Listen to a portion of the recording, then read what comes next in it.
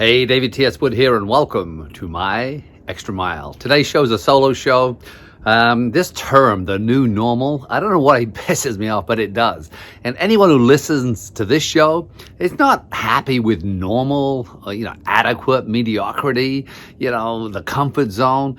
We're about, being way beyond normal. So don't get labeled in this world, adjusting to the new normal. Never adjust, never settle. The world is always changing. So listen to the show. Hopefully you're going to come away with some real tips how to navigate this incredible opportunity and possibility that exists post-COVID. So enjoy the show, and we'll definitely see you on the other side. You know what to do. Please subscribe. Hit the like button, really helps. And of course, get involved in the conversation. See you on the other side.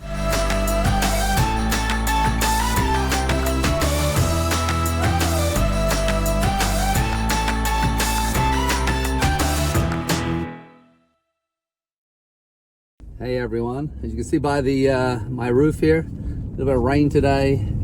I'm just going on a 20-minute drive. It's interesting actually, because even though I have a really beautiful home that I built, I'm actually going to see a home, and I don't know what it is about it. Sometimes I go and look at things because I'm fascinated by design, and I noticed this house from the water. And suddenly, Denise is invited to go and do a promotional video for the real estate agent, and she was showing me the photographs. I thought, well, you never know, right? And people have always said to me, oh my God, you'll never sell your home because it's so beautiful. And that view, and arguably the view I have, is possibly the nicest view in this area, only because I'm the only home that faces north. So I face right up the lake, where most people face east and west, which means they look across the lake. So the view is still gorgeous, but my view is just so large, as some of you have seen on social media. By the way, if you want to follow me on social media, it's David T.S. Wood. Love to have you come along, Instagram or Facebook. So what I'm going to talk about today is interesting, because Denise mentioned something to me yesterday, and she talked about, the new normal. And I really dislike that saying, and it kind of gets up my nose a little bit. So I thought I'd explore that with you real time. Obviously I'm driving. I haven't sat down and made a bunch of notes, and I just pushed play because I wasn't sure. Wasn't really intending to do a show. But, the new normal, why does it piss me off so much? It's like it's outside of our control. Like somehow something shifted in the world, and now this is our we are given this one option, the new normal. Is that really how it is? That's not how it is in my world.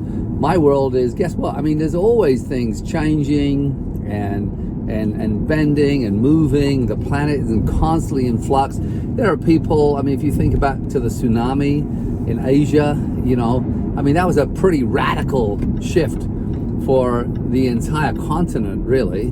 And whether it's Japan or the Philippines, but we didn't come up with this saying afterwards, oh, the new normal, right? It was like, hey, there was a tsunami and things will be different. But different doesn't mean the new normal, because normal indicates to me we're going back to a status quo. Like, and I always say that one of the most dangerous things, I'm going to raise my seat up a bit so you can see more of my head. One of the most dangerous things I feel in humanity is complacency and apathy and the comfort zone. I train all over the world on the comfort zone. I always ask people, what does the comfort zone mean to you? And, people say, boring, predictable, the same old, blah, blah, blah, right? So if we're going to go back to the new normal, it means that, yeah, things have changed, but the intonation, the energy around the way we use the word, it's kind of a negative term. It's not like, hey, we're going back to the new normal, right? It's not said like that. It's like, oh, the new normal. It's like, it's something we have to adjust to, a new way of behaving. So what, right? What does that mean? There's a pandemic. The world had to respond. Yes, it's been very sad for many families, especially people who, had pre-existing conditions. But yeah, there's been that. But does it connotate to all of us that connotate, is that even a word? Actually, maybe I just made that word up, right? That that this kind of this normal is the expectancy, is that we have to go back into a normal way of behaving and being in a new way that's restrictive. That's kind of the connotation of the energy that I feel that people are putting behind it. I never ever hear people excited about the changes and the shifts. It's like, wow, we get to reinvent ourselves. We get to look at our lives and explore the things we love, the things we don't love. And we've been given time to slow down, to think, to interact, to spend quality time with family members and loved ones. Or like me, I've spent a lot more time alone because my kids are both traveling. Astor lives in Europe, so I've been a lot alone, a lot, right? But what is it? How do I process this happening? How do I process what's going on? Well, first of all, I never want to be normal. I never wake up in the morning and say I want to be normal. And I think the reason I'm successful and I've done so well financially is because I'm abnormal. I don't play within the lines. I don't play within the rules, and I don't think anyone should. One of my favorite sayings is break the rules. And I've always tried to sort of influence my kids that way, is don't follow the tribe. Don't do what everyone else is doing. Swim upstream. And you're gonna. The challenge with being different is, you are going to piss some people off. You're going to stand out. You're going to be a target. You put a target on your back, and some people won't like you or won't like what you stand for, because you don't fit in. You don't sort of, you're not part of the status quo. And you could argue quite easily, sorry, I'm just moving my jacket here. You could argue quite easily that, many of the influencers, if that's what they like to be called, people who are having the most followers and people, who listen to them, are people that are doing things outside of the comfort zone thing. They're giving you sort of information that's allowing you to look at life differently, and it's exciting, right? Some of them are really, really good at social media, so they get a following through many other methods, but there's still this idea is that we're attracted to those things that are different. And so this whole idea of a new normal, I would say if your life was normal before, why not look at this whole situation as an opportunity to reinvent, to recreate, to redesign your life in a more beautiful way. Now, again, I know some of you, it's really about money, because money has come along, or the situation has come along, and your job has been gone and all this kind of thing. Well, that's another reason, actually a big freaking reason. If a few months of no income has put you into a financial situation that is very, very fearful or scared about, then obviously looking through a new lens is got to be better than one you have.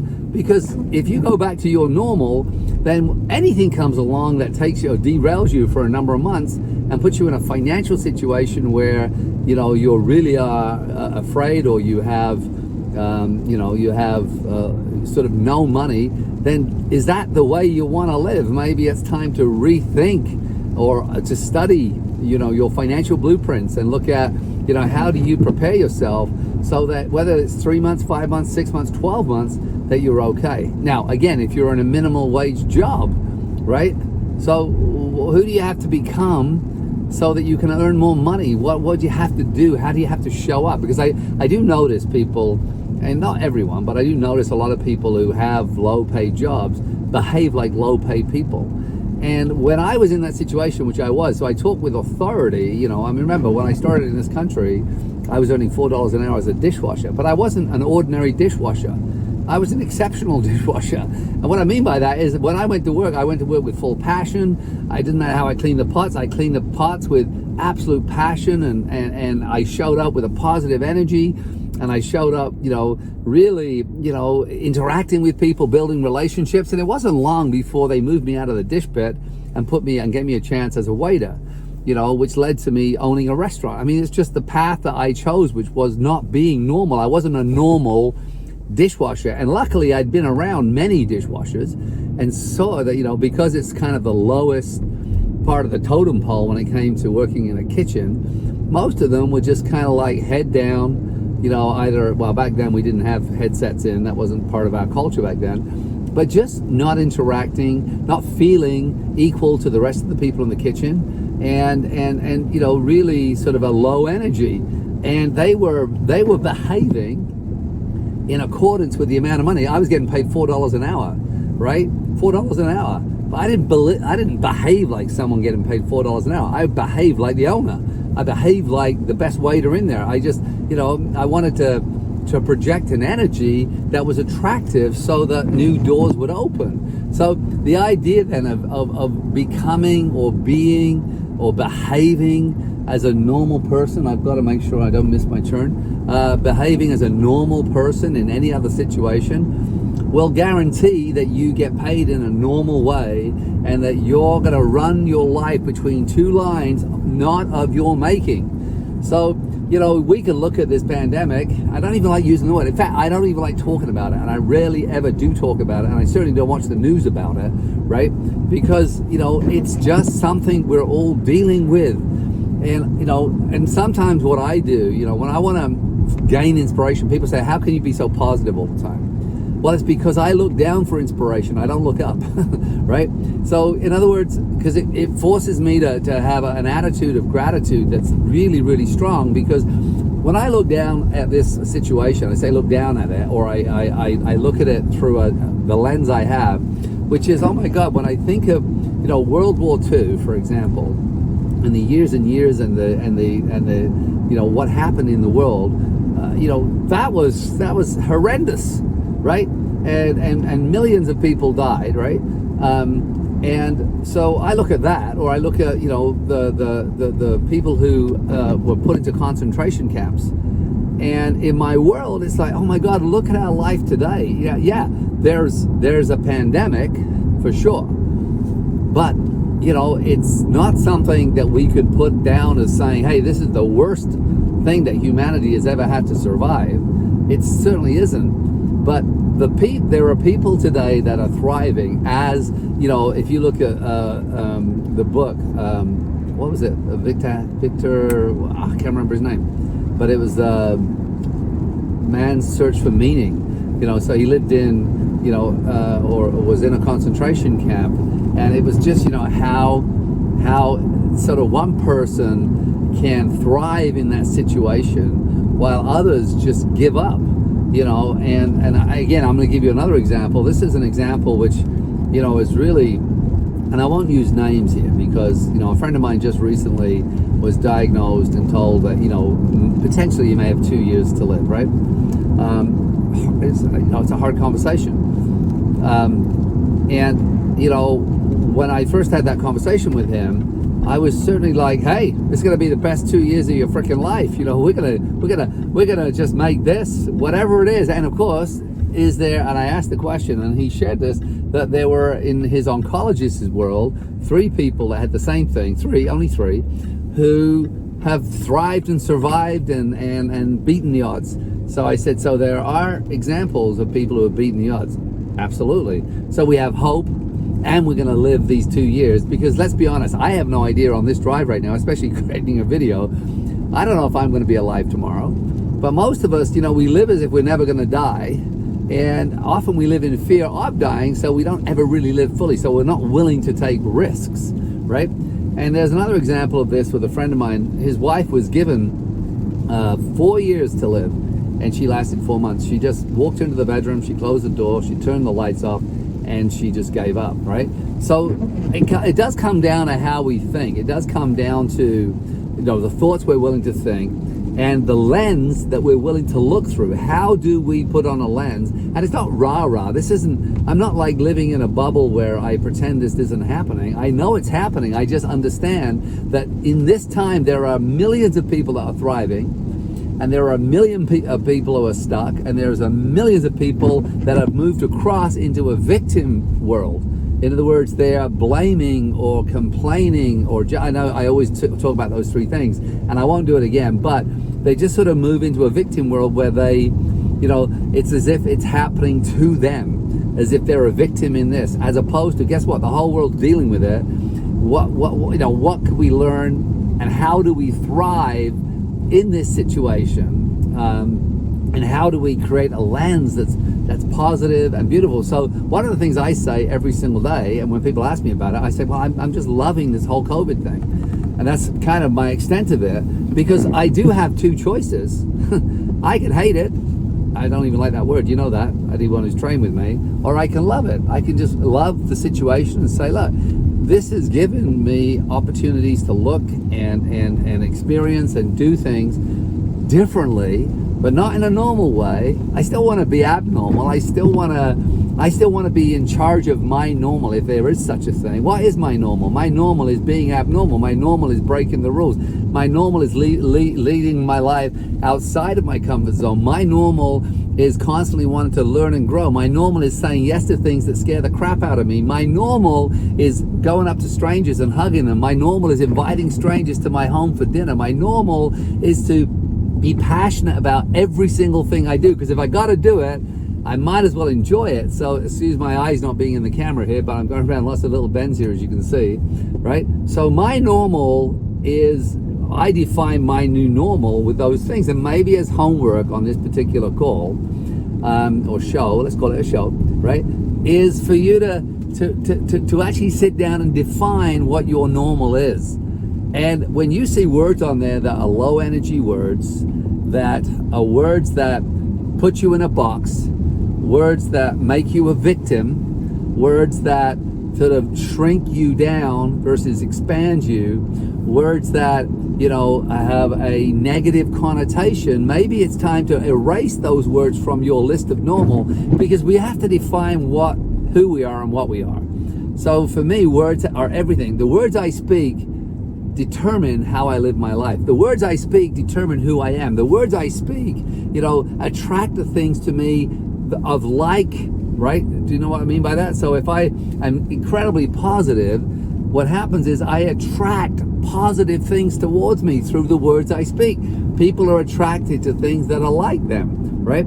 So your language around the new normal then, I mean, if the only homework is to look at that, and so when you say the new normal, right, it's going to have a positive ring to it. And when someone asks you to define it, you can say what it is with such certainty and positivity that it really moves you away from the victim of this pandemic. I know we use that word, right? And I understand that, I'm not even sure where I'm going. Oh, there it is.